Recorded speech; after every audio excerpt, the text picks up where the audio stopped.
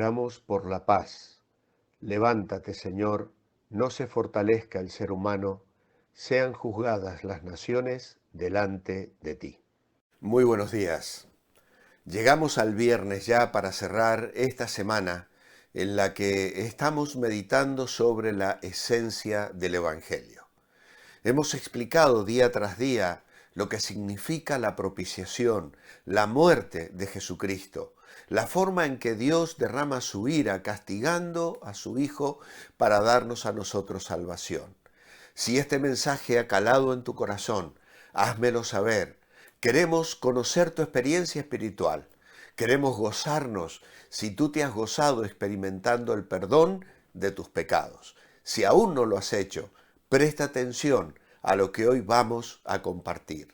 Nuestra lectura está en Marcos capítulo 1 versículo 11 y luego en el capítulo 9, 7 donde prácticamente dice lo mismo, pero en ocasiones diferentes. Aquí dice en Marcos 1, 11, y desde los cielos vino una voz que decía, tú eres mi Hijo amado, en ti me complazco. Y en el capítulo 9, versículo 7, dice, entonces una nube los envolvió en sombra, y desde la nube una voz decía, este es mi Hijo amado, escuchadle a él.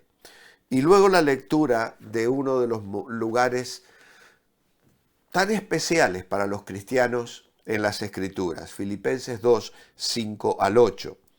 Así que vosotros sentid esto mismo que Cristo Jesús, quien siendo en forma de Dios no estimó el ser igual a Dios como cosa que aferrarse, sino que se despojó a sí mismo y tomó forma de siervo y se hizo semejante a los seres humanos.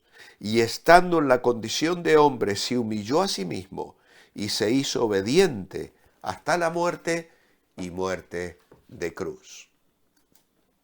Nuestro apartado hoy lleva como título La fuerza motora en la vida de Jesús. Si dedicamos una hora a leer el Evangelio según Marcos, vamos a obtener una impresión de Jesús que incluye al menos 4 aspectos. Primero, la de un hombre en acción. Está siempre en movimiento, invariablemente modificando situaciones, provocando cosas, obrando milagros, llamando y formando discípulos, desbaratando errores que pasaban por verdades y la falsa religiosidad que pasaba y era aceptada como piedad.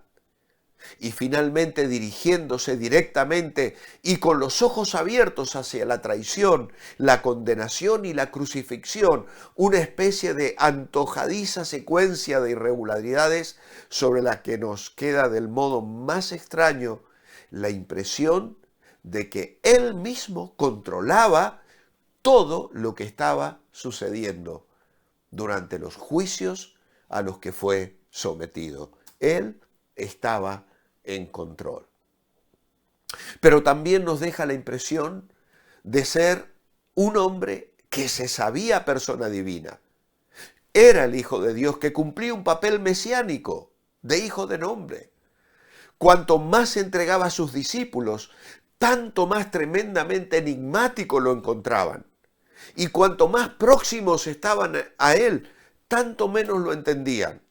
Y esto suena paradójico, pero es estrictamente cierto, porque a medida que la intimidad con Jesús aumentaba, se acercaban más a la comprensión que él tenía de sí mismo como Dios y Salvador, y esto es algo a lo cual ellos no le veían ni pies ni cabeza. Pero esa singular autoconciencia doble de Jesús, confirmada por la voz de su Padre desde el cielo en el bautismo y luego en el monte de la transfiguración, surgía constantemente. Basta pensar, por una parte, en la pasmosa naturalidad con que asumía autoridad absoluta en todo lo que decía y hacía. Y por otra, su respuesta a la doble pregunta del sumo sacerdote durante el juicio al que el Señor fue sometido. ¿Eres tú el Cristo, el Mesías, el Rey Salvador de Dios, el Hijo del Bendito, persona sobrenatural y divina? A lo cual Jesús respondió categóricamente, yo soy. De más está decir que era completamente ilegal obligar a un reo, a un acusado, a autoincriminarse. Pero como los testimonios de las personas no acababan de convencer absolutamente a nadie de que Jesús merecía la muerte, el sumo sacerdote le conjura para que el Señor se vea obligado a decir lo que dijo, aunque él lo estaba haciendo voluntariamente, porque como hemos dicho, él estaba en control de todo. Pero también al leer el Evangelio de Marcos, nos damos cuenta de que Jesús tenía conciencia de él mismo ser alguien cuya misión mesiánica se centraba en el hecho de que sería entregado a la muerte.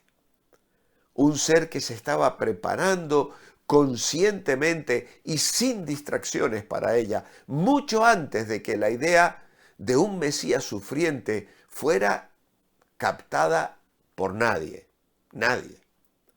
4 veces por lo menos después de que Pedro lo hubiera saludado como el Cristo de Cesarea de Filipo, Jesús predijo que habría de ser muerto y que resucitaría, aunque sin que los discípulos lo pudiesen comprender.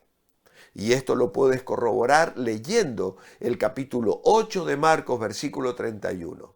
El capítulo 9, versículo 9, también en el versículo 31 del capítulo 9 y también el capítulo 10, versículos 33 a 34 del Evangelio de Marcos.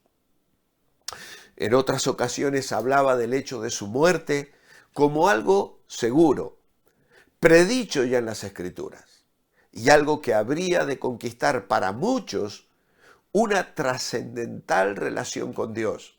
Sería el resultado, la mayor bendición para los seres humanos, para los creyentes. Y esto lo puedes comprobar en Marcos 12, 8, en Marcos 14, 18 y 21, y también en el versículo clave del Evangelio de Marcos, capítulo 10, versículo 45, el Hijo del Hombre no vino para ser servido, sino para servir y para dar su vida en rescate de muchos. Finalmente,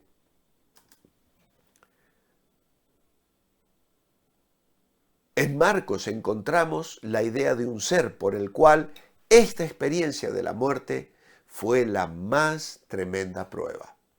En Getsemaní comenzó a entristecerse y a angustiarse y les dijo a los suyos, a los discípulos, mi alma está muy triste hasta la muerte. La gran ansiedad manifestada en su oración, para la que se postró en tierra en lugar de arrodillarse o quedarse en pie, era índice del rechazo y la desolación que sentía al contemplar lo que le esperaba en aquella cruz. Jamás sabremos hasta qué punto se habrá sentido tentado a decir amén después de la expresión aparta de mí esta copa, en lugar de agregar mas no lo que yo quiero, sino lo que tú. ¿Cómo podemos explicar la creencia de Jesús en la necesidad de su muerte? ¿Y cómo podemos explicar que mientras jamás había expresado el menor temor hacia el hombre o hacia cualquier otra cosa, ahora parecía temer la muerte y se declaró abandonado por Dios?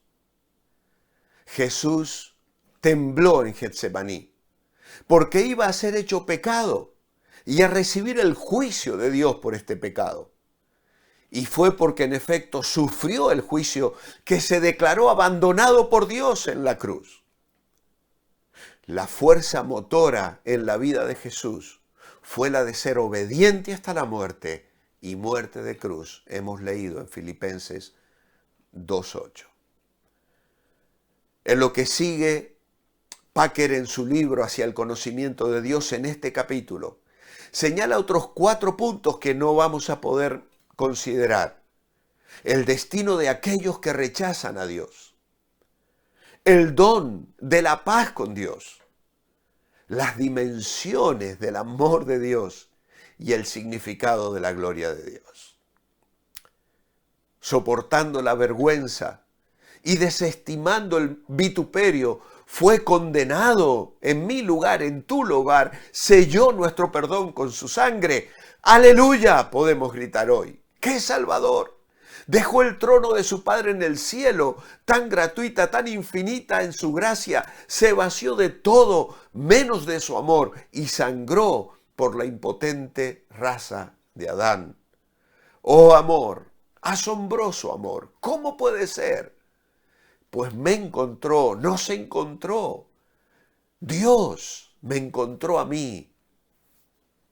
Se ha procurado mi libertad y soportado gratuitamente en mi lugar. La plenitud de la ira divina cayó sobre él. Dios no puede exigir 2 veces el mismo pago.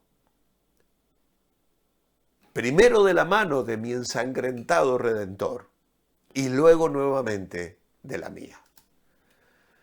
A veces la gente dice, es que si Dios es todopoderoso y omnipotente, puede hacer todo lo que quiera.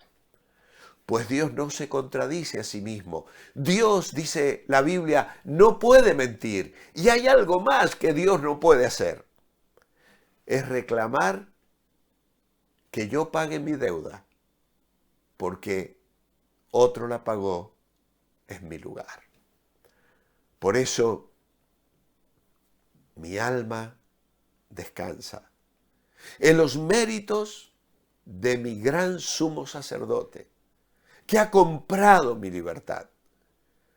Confío que su sangre eficaz ha borrado todos mis pecados y ya no temo ser expulsado de la gloria de Dios en el cielo, porque Jesús murió por mí.